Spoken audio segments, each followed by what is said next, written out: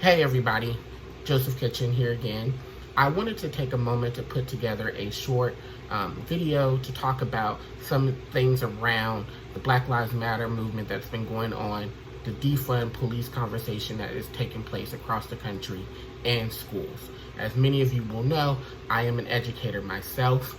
I am very passionate about creating positive school climate and cultures that lead to great academic outcomes for our students, particularly Black and brown students in America.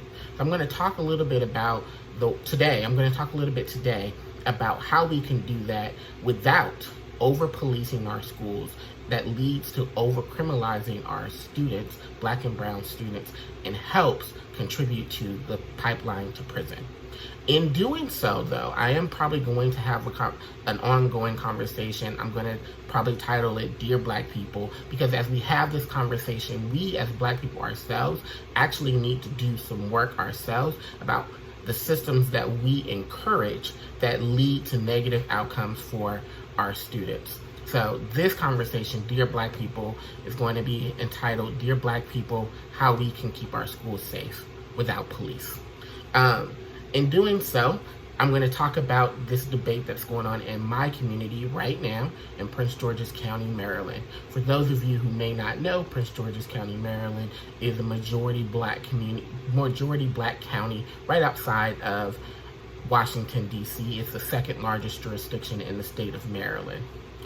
This week, the Board of Education considered a proposal to move away from having armed police officers in our schools. Now, at the end of this, I'm also going to talk about another community right next door in Maryland that also did the same thing and how we had two different outcomes and why I think that is so. Also, I'm also going to talk about another video that I'm going to have coming out probably next week about alternatives to policing in schools. But today I wanted to demythicize or bust some myths about what happens with school police officers in our schools and what happens if we take them out. So myth number one, school resource officers or police in our schools, they are called our SROs, help keep our schools safe. There is zero evidence of this. There's no evidence that the presence of police in our schools actually makes schools safer. In fact, on the opposite, there is a lot of evidence that shows that schools with police, no matter what the breakdown of the ethnic breakdown of the schools are, schools with police in the building actually lead to a higher number of negative interactions between police officers and boys of color, Black and brown, but particularly Black, and actually the number of those negative interactions between Black girls are actually going up as well, as opposed to schools without police. So the studies, the actual data in this discussion actually supports the idea that more police in schools actually leads to more arrests or more negative interactions between Black and brown students with police officers, but it does not lead to any safer outcomes for our schools versus those that do not have police inside our schools. So that is a myth. The second myth is we need these officers to prevent school shootings. This is more than a myth, it is a lie. Since we actually started having police officers in our schools in the United States, the number of mass school shootings has actually skyrocketed. There is no evidence that police officers on campus actually deter or even causes a quicker response to a school shooting inside of our schools. There is no evidence of that at all. In fact, of the most popular or the school shootings that we know the most about in Parkland, Florida, even here in Maryland, we had one in Maryland. Both of those schools had school resource officers. They did not deter the school shooting from happening in the first place, and they did not stop students from being shot and killed. So that is just not true. And even more so in this discussion, the studies and the numbers show this. Majority Black and urban schools are more likely than their majority white and suburban counterparts to have armed police officers in their schools. However, school shootings are more likely to occur at a majority white or a suburban school than they are at a majority Black or an urban school. So the data just does not support this argument at all. Next, Removing school resource officers from our schools will allow actual crimes in our buildings to go unpunished. Just not true. If you work at a bank, if you work at the post office, if you work at a grocery store, if you work at a telemarketing company, if you work anywhere and there is a crime that is committed, people will call the police will come.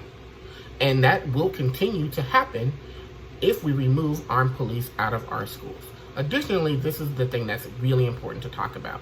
In most school districts, especially in the school district that I live in Prince George's County, they have actual school security officers that are different from the armed police. In Prince George's County, we have about 200 school security officers that are different from the police. So there is no truth to the argument that removing armed police officers out of our schools means that crimes will go unpunished.